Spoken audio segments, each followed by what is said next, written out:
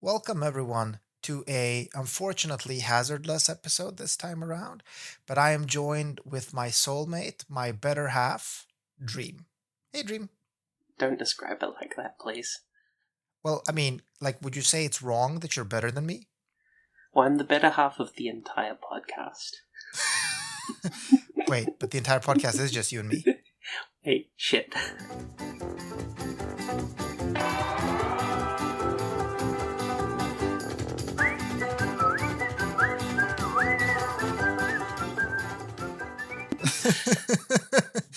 All right, all right.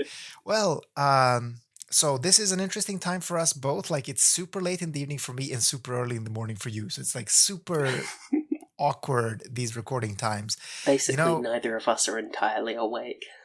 Exactly. Neither of us are entirely awake. Although, you know what? Late in the evening, me being tired makes me just, dirtier. Like 100%. Damn it. So, like, oh my God, we're going to be talking about the nastiest shit ever. Like, oof. Actually, we probably won't. We better change recording time for next week. Yeah. Yeah, because remember when we did it when it was super early in the morning for me? Then I was just like mostly dead throughout the episode. So that worked really well. It was perfect. Yeah, exactly. See?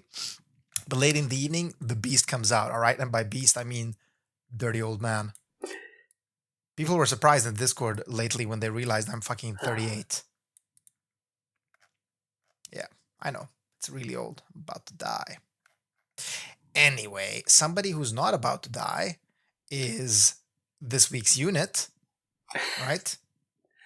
Not quite sure where that's going, but sure. Well, she's one of the protagonists. I'm guessing she's not dying, right? Yeah. She has re-raise as well. Yeah. Although, you know what has died? Ceaseless's ability to update the wiki. That has died, though. Like, that is dead. That needs some fucking re-raise. His motivation is dying, which is unfortunate. Yeah, but we have JP pages for now. Exactly. Yeah, I'm looking at those. Hard to read, but we don't have to name the abilities, right? Actually, you know what? Okay, listen. You have to go with me on this one. We need to make up names for this ability based on what it's doing, okay? And given that it's Fina, all right? Okay? Are you with me? Okay. Sure. Okay. We will. You start with the top one, the EX3 ability. Okay. Actually, first let's talk about the unit. Sorry, okay. So this is a cliffhanger. People hang on because this is gonna be hilarious. But first, let's talk about the unit. So, what is Fina?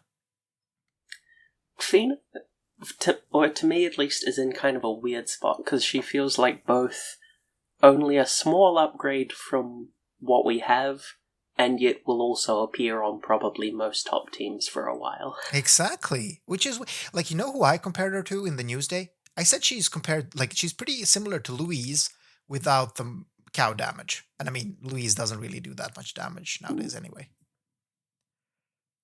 Because I'm thinking, great amp, great imbue, and great weapon imperil. I mean, I've always been calling her like Aerith 1.1.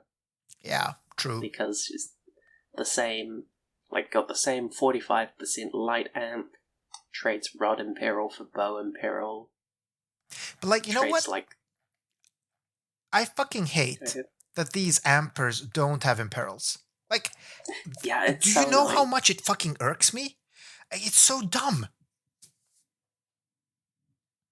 I get it. They wanted you to pair the amper with the appropriate damage dealer, because they usually have the imperil. But, it makes for... In GL, we have a lot more elemental-less damage dealers. So, and these ampers are so clunky to use. I would rather bring Ling over Fina, because Ling at least can imperil shit. I mean, I guess with JP Breakers, it's oh, you're supposed to pair her with President Reagan, who has that light imperil as his entire kit. Yeah, they're building the entire team, right? You're bringing Reagan, you're bringing Fina, and then whoever the fuck you need the light imperil and imbue for, I guess. Yeah. But then GL has better breakers that do 90%, so it's we don't want to bring these anymore. Yeah, and that is part of the problem. Besides, it requires so many units, like. Yeah. But yeah, so she's an SLB unit. We should mention that, and she's also premium, right? Mm-hmm. So she is. Just sort of, it feels like, to go for it. Yeah, but the problem is, as you said, she's gonna be on probably on many of the big clears because of the really big amp. Like, what does she have? She has like, what's her biggest amp? SLB. The SLB one's 45, which again is like sort of what I was comparing to Aerith with, because it's the same stats, 50% more LB damage, same amp. But the one thing that like really kind of puts her ahead is her field buff that she has on top, because that's another 30% light amp. Exactly. So she effectively does 75. So using units like Esther together with this damage makes for a lot of damage.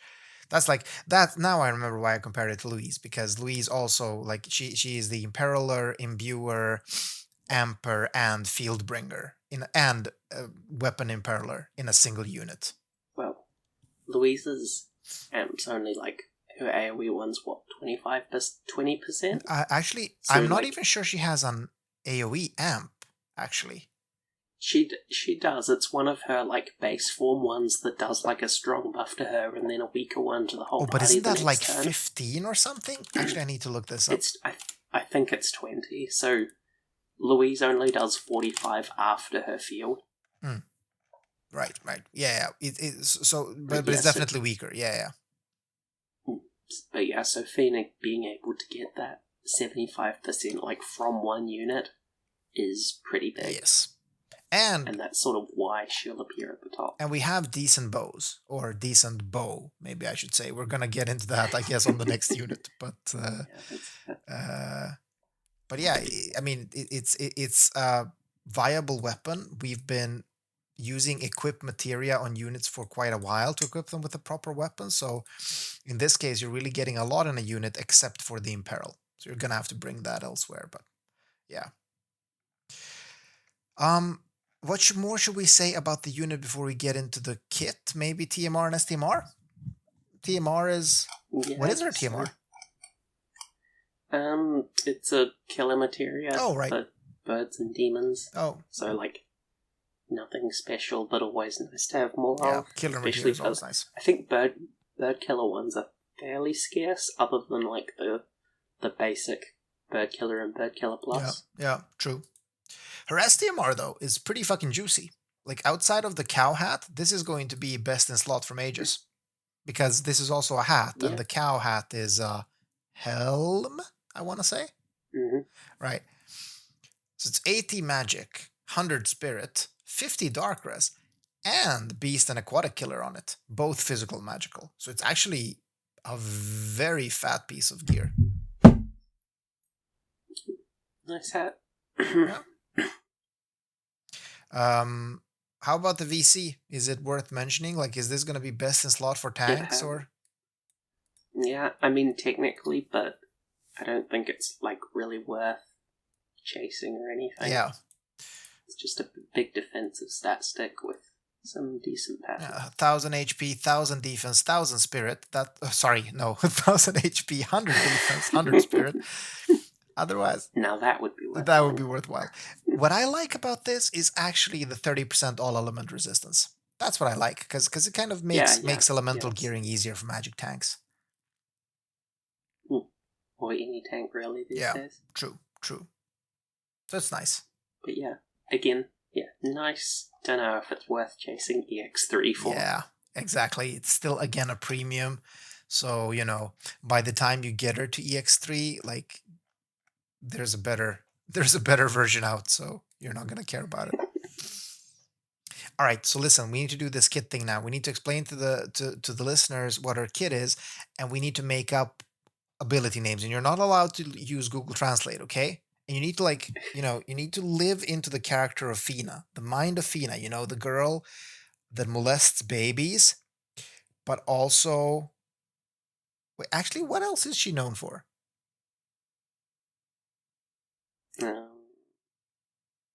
Sexy pose? Yeah, but that's kind of the same thing. Like, does she do anything else worthwhile? Talks about power of friendship. I feel that's more Rain. No, Rains talks about the power of being a knight of Grandshell. True. Okay, so power friendship. All right. So now we have the character. Okay, time to like get our method actors out. Okay, so listen. First ability is on you. It's the EX3 one. So this is a physical damage against avians 160%, magic damage against avian 160%. What's the name of the ability? What would you call it? Call it Feathered Foes. Feathered foes. All right. I can see that being a bit of a Fina thing. All right. So I'm gonna take the next one. What's that? A random spirit scaling magic damage chain. That is oh shit, this is harder than I thought. Oh, that's what she said. She's using a bow. Okay. Arrow of light of friendship is what I'm gonna call it. Okay. I don't know. That's too many offs. I know, but I'm not great with words. Okay. So you're up next. It's her Grandis auto revive.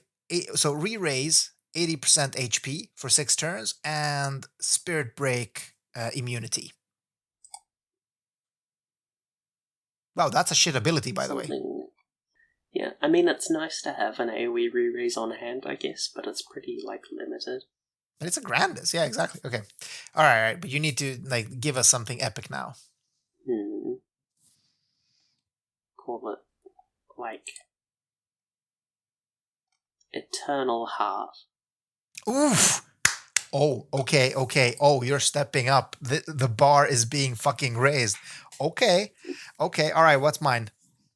I'm kind of just trying to, remember similar things to what her previous form's abilities have been called. No, but that was really good. That was fucking good, okay?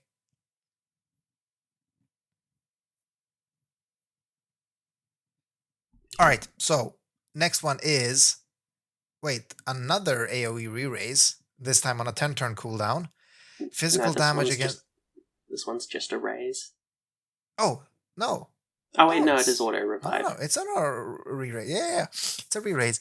It also has physical damage against demon and human. Wait, so her EX3 is bird killer and her cooldown is demon and human. Weird. Premium means you get 3 killers instead of 2, I guess. Yeah, I guess, yeah. I mean, I'm not complaining. It's good, but... Okay, anyway. So auto re-raise, physical damage against demon and human, and magic damage... and wait. Oh, yeah, killers just for magic and physical. Demon and human. And 60 LB gauge to her. All right? This is... I'm gonna call this Flowering Lotus, okay? That's I feel you raised the bar. I can't really... This is not good enough. It's not on your level, but it's somewhere. I think Lotus, that's her thing, right? Isn't that what she has on her hairpin? Does she still have that in this form? I don't know. Well, that's her STMR. Maybe it's covered by the hood.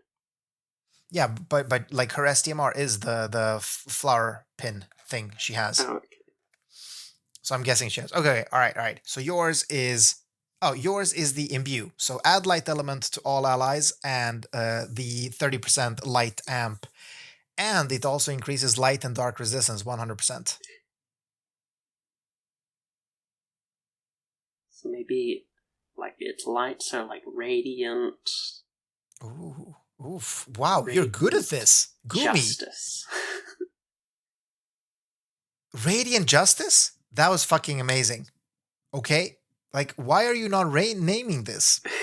You should be on Gumi's payroll. Actually, you should be on Gumi's payroll for designing units. And I said that a while ago, but it doesn't seem to have happened. They haven't reached out yet. They are missing out on something. Okay. So the third one is... I'm gonna phone this one in. The third one is the triple cast. It's cast 3 times, white magic, green magic, and abilities. I'm just gonna call it triple arrow. or like triple Lotus. Oh, wow, you're really good at this. Okay. You know what? I'm taking that. Triple Lotus. It's Triple Lotus. We don't have to do the passive abilities, No. right? God, that would be far too much. Yes, it would. God. All right. I think you really missed the mark on the human killer buffing one. Which one? Like the cooldown that gives like the human killer. Wait, but wasn't that the one I said something about Lotus? Probably, but like I feel like if she's like, helping you kill more, and re-raise makes you not stop, so it needs to be called like ceaseless violence or something. Yeah, sounds very Fina. I'm gonna say like that's definitely something that Fina would say. Like, is she about that? If that was actually true, we'd have all like pure heart and whatnot, and then just ceaseless violence in the middle. Well, I mean, it could be like this is Fina growing up, like she's flowering into a woman that uses the power of sexy pose to inflict violence on the people that would hurt her enemy or friends. Sorry, right? Something like that. I feel it. Okay, I can change my mind. It's ceaseless violence. I really need to know what this is actually named. So, but how do I find out? Like, I can't pull a Fina. I think, can't you look at like the skills and stuff just from the banner? Oh shit, you're right. Okay. We need to double check now how okay, so while I'm checking that, Dream, why don't you tell us about Firion, who got EX not EX abilities. Crown crowns. and EX. He got crowns and EX abilities. Alright. Yeah, so what's up with Firion? So, I mean, the EX abilities are pretty standard. He just got the Warring Spirit at EX2, 1000 static attack at EX3. Right. And then his Crown ability is a base form passive that gives him, I think, some extra killers. I don't know what the base form of the ability actually looks like. But the main things it did is another 1500 static attack, so he's already getting pretty up there. And then an upgrade to his base LB.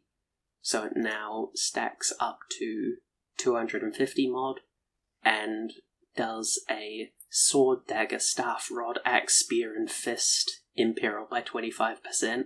Yes, Sinzar noted this in the Newsday, like but it's missing the weapon you care about. Yeah. Well, because he also got a few other skills that just were free upgraded. Right. The main significant ones are his imbues got another 50 times mod boost for LB just for the next turn. Right. So that can mean he can stack max up to 300, which is sort of seems to be a bit of a baseline still. Like Axter and Sol both got 300 as well. But he can actually use his multiple times. And then his Shift LB got upgraded to stack up to 220 and has a 25% bow imperil on it. Right, but I think Sinzar mentioned that he can't bow imperil for himself because the cooldowns don't stack up, right? Well, it's only a 2-turn duration, right. But also the problem is both of his LBs are stacking. Right. So using the Shift LB will reset any stacks on the base LB. And for the highest mod, you want the stacked base LB. Oh shit, yeah, that's an even worse problem, of course. Okay. So yeah, he can't really bow imperil for himself very effectively. So currently it's not too bad. You'd probably just use like an axe or a spear on him. Yeah. And just use the base LB. But once... Because, like, this brings him up to mediocre-ish. Like, it's not bad, but it's not amazing. Yeah. But in future, when we get the, like, FF2 banners with the Emperor and stuff, we'll get things like the Chronicle upgrade for his STMR, right. which has, like, another 1000 flat attack on it for him. And we get, like, Guy's STMR, which does, like, 500. Guy, you know? Yeah, that one's a bit up in the air. Yeah. But we should. And that gives another 500 flat on an accessory. So he can get like 4k flat attack or something ridiculous. Yeah, I heard he can go like to 10k or something. Yeah, he can get to about 10k unbuffed, which is pretty nuts. Yeah. And that's enough to actually make him pretty high tier. Yeah, exactly. So I'm But kind for of that, thinking that, hey, you know, I'm happy that I have a couple of Firions now. but yeah, like once he gets that stuff, he wants to use Son's TMR much more strongly, and then the Bow Imperial thing becomes a bit of an issue. So you really want Fina Yeah, exactly. as his teammate. Because we don't really have anyone else doing bow, right? This is the only bow in Peril Nope. source. I think it's the first one. There might have been like a 10% one on someone random. Yeah, probably. But I think this is our first big Bow Imperial. Yeah. Yeah, doesn't Louise have like... No, not Louise. No. Someone like Locke or Edgar might. Yeah, somebody... I remember somebody that has like a ton of imperils for weapons on a single skill, but they are super low. I just don't know who that is. Maybe I've just dreamt it. Okay. All right, listen. Are you ready to hear how correct or wrong we were? Oh, yeah. Locke has 10% Bow Imperial. Oh, 10%. Okay. Well, yeah, that's not good enough, though. Okay, so listen. About 21 minutes. So are you ready? Are you ready to find out how wrong or correct we were? Let's see.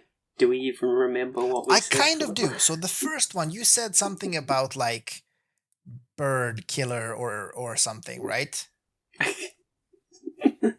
Yes. Bird killer. Yeah. So it's Avian Slayer. I feel like you said something pretty close to this. Maybe. No, I feel like okay, all right. So the next one was magic damage, spirit scaling to all enemies. I do not remember what I called it though. Do you? Never. It's Resolute Arrow though. I did say something about arrow, but that was thanks to you because you said like, she's using a bow, so I said arrow. Close. The Grandis is actually called White Lotus Dew. So I was onto something with the Lotus thing though. Okay, but on a different ability. Yeah, exactly. Because the ability I set it for, and that you renamed to Ceaseless Violence, right? That's actually called Delightful Glow. So, I mean, that makes sense. Same thing, It's really. the same thing. It really is the same thing. And Radiant, you called it Radiant Arrow, right? The light ability. It's Brilliant Veil. No, wait. You did not call it Radiant Arrow. You called it Radiant something else. No. Radiant something. Yeah, but it's Brilliant Veil. So it was actually pretty close. Like Brilliant Radiant? No. Not bad. Not bad. And the triple arrow that I called it, it's actually triple pure prayer. Good thing that none of her other abilities have anything to do with prayer, but hey, whatever. That does not roll off the tongue at all. No, it actually doesn't. Triple pure prayer. Say that 5 times fast. It's gonna probably sound like fuck me in the ass. Okay, good. And we've an interesting story. I mean, like it would probably. Most things do when you say them fast and often enough. Okay, so the last thing we haven't mentioned, I guess, this week is the Vision World, right? So this is the Vision World for the Return event. Hold on. So there was this discussion in Discord. I feel we need to clear this out because I think a lot of people are confused. There's a couple of people actually DM me asking this as well. So the Return this story is actually playing out in our current timeline. And I think I have been the one that has been confusing people by saying this is an alternate timeline. It isn't, right? The story plays out here. It's technically in the timeline we know, but it might be non-canon, as weird as it sounds. Maybe, right? Because what we do know is that the Dark Reign, is from an alternate timeline. Yes. And like I think the new version of Axter and stuff might be as well. Yes, new Axter is also. So what actually happened is, as Reagan is about to become president, what do you do with the president? You inaugurate them, right? Yeah. So as Reagan is about to be president, Dark Reign comes in and shits on his parade. So Dark Reign and Axar are from a different timeline, parallel universe, if you want, right? But the story is actually being played out just before Season 4 starts. So this is kind of a prequel to Season 4. If it's canon, right? We don't know yet, I guess. But it probably is. So this Fina is real Fina. This is Season 4 Fina, basically, right? Yeah, I guess she's gotten, like... I haven't watched the new chapter yet if it, like, shows what happens, but I guess she gets some kind of power up. Yeah, because she has like this dragon swirly thing Yeah. Well, going it's on. a bow. Yeah. Ah, it's a bow. Oh, that's the bow? Okay, it looks really weird. Like the in-game sprite makes it look like, okay, whatever. If you look at the Vision World news, it's one of the craftable items, so you can see it there on its own. Oh, okay. But all right, I'm happy we cleared out like the events placement in the canon timeline. So now it's actually just before season 4.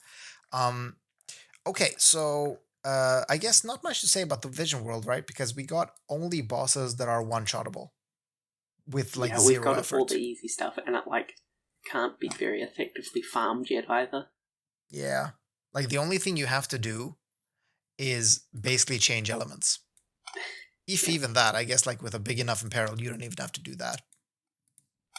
But no, I think it's the same sort of format as last Vision World, except Battle 5 is locked to week 2, and I think that's the one that unlocks like the third stage of all the previous Right. ones. Which means is that why you can't really farm at week 1. Yeah, exactly. And that means we're getting like 2 stages per stage plus the last one on the next week. So a lot more to grind, or a lot more to run next week. Because it should be 3, right? Because we only got the first one of every stage right now. Yeah. Well, we might have the second one. I haven't. No, I have done them. I have done them, and it did not unlock anything else. Interesting. So it's there just might the just first be 2 stages of each. But yeah, true. Could be. But yes, we're getting that next week. So this week, really, you're just clearing it once for the rewards, and there's a ticket, and you can throw that at Dark Reigns banner. And so I did. I threw that at Dark Reigns banner. I also did one of his steps, and on both occasions, I got an NV. And the first one was Corral, and the second one was Snow. So yeah. I feel like it's been a while since I've got a random NV. Really, you're just shivering on banner, you mean?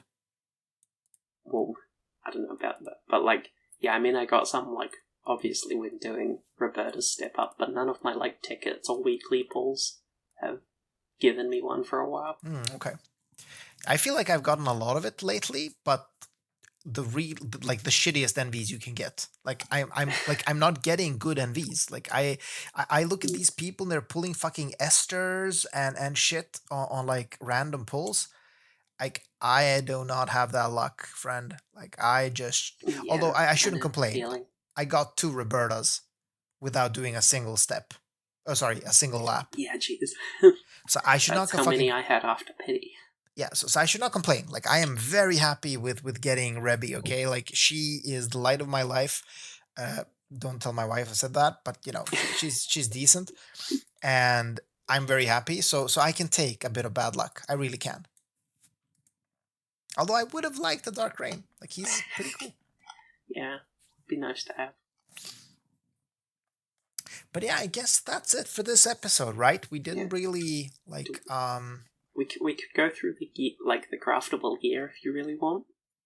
We can do that quickly. Actually, it's pretty decent, right? Yeah. Is it on the wiki? It's like decent but not outstanding. I'm just looking at the news post for it. Okay. I don't think it's on the upgraded forms are on the wiki yet. Right. So like we've got the Presidential Medal, which is basically just another version of Grand Star from the Chamber of Arms, 25% for all killers on an accessory, with fairly mediocre attack and magic. Killers can come in handy. Like another ailment immunity accessory that also does stop, but not charm, but also has pretty high spirit, so like that's reasonably nice, maybe not quite as nice as another super ribbon, but close. Yep. Fina's bow is probably like, I feel like that's the least useful one because who wants a 2-handed spirit bow? But like does Fina? I mean, she can technically do some tiny amount of damage with her 48x mod.